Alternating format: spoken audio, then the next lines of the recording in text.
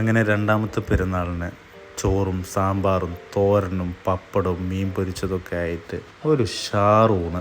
അത് self service തന്നെ ആവാമെന്ന് കരുതി എല്ലാവരും കൂടെ സ്വന്തം ഇഷ്ടപ്രകാരം ആവശ്യമുള്ളതെടുത്ത് ഒരുമിച്ചിരുന്ന് കഴിക്കുന്ന ഒരു സുഖമുണ്ടല്ലോ, അത് പറഞ്ഞറിയിക്കുന്നതിനപ്പുറമാണ്. കൂടെ പഴയ സൂപ്പർ ഹിറ്റ് സിനിമയായിട്ടുള്ള നരസിംഹം. കുട്ടിക്കാലത്ത് എന്തെങ്കിലും സ്പെഷ്യൽ ഡേയ്സ് ഉണ്ടാകുമ്പോൾ ഇതുപോലെ സിനിമയൊക്കെ കണ്ട് ഒരുമിച്ചിരുന്ന് കഴിക്കുന്ന ഒരു കാലം ഉണ്ടായിരുന്നു. അങ്ങനെ കുറച്ചു നേരം റെസ്റ്റൊക്കെ എടുത്ത് മക്കളുടെ കൂടെ നേരെ ഖുർആൻ പാർക്കിലോട്ട് വിട്ടു. ചരിത്രപരമായിട്ടുള്ള ഒരുപാട് കഥകളാണ് ഈ ഒരു പാർക്കിന്റെ പ്രത്യേകത എന്ന് പറയുന്നത്. ഖുർആനിൽ വിവരിച്ചിട്ടുള്ള പലതരത്തിലുള്ള പഴങ്ങളും വൃക്ഷങ്ങളും എല്ലാം ഇവിടെയുണ്ട്. 46 ഡിഗ്രി ചൂടിൽ മക്കളോടൊത്ത് വരാൻ പറ്റുന്ന ഒരു കറക്റ്റ് സ്ഥലം തന്നെയാണ് ഇത്. ഈ ഒരു പാർക്കിൽ എൻട്രൻസ് തികച്ചും ഫ്രീ ആണ്. പക്ഷേ ഈ ഒരു ഗ്ലാസ് കൊട്ടാരത്തിൽ കയറണമെങ്കിൽ 5 ദിർഹംസ് എന്തായാലും കൊടുക്കണം. അതും കുട്ടികൾക്കടക്കം കൊടുക്കണം. പക്ഷേ 46 ഡിഗ്രിയിൽ നിന്നൊരു ആശ്വാസം എന്നുള്ള നിലയിൽ 5 രൂപ കൊടുത്തിട്ട് ഇതിൻ്റെ ഉള്ളിൽ AC കൊണ്ട് കുറച്ച് നേരം അങ്ങ് നടക്കാം. അതും എല്ലാവരും കൂടെ ഉണ്ടെങ്കിൽ ഒന്നുകൂടെ രസമാവും. ഏകദേശം 150 ഏക്കറുള്ള ഒരു മരുഭൂമിയാണ് ഇതുപോലെ ഈ ഒരു രീതിയിലാക്കിയിട്ടുള്ളത്. മൂസാ നബിയുടെ ഈ ലേക്കും ഇവിടുത്തെ പ്രത്യേകതയാണ്. ഞങ്ങളെല്ലാവരും കൂടുന്ന സമയത്ത് ഇതുപോലൊരു ഡാൻസ് പരിപാടി ഞങ്ങൾ നടത്താറുണ്ട്.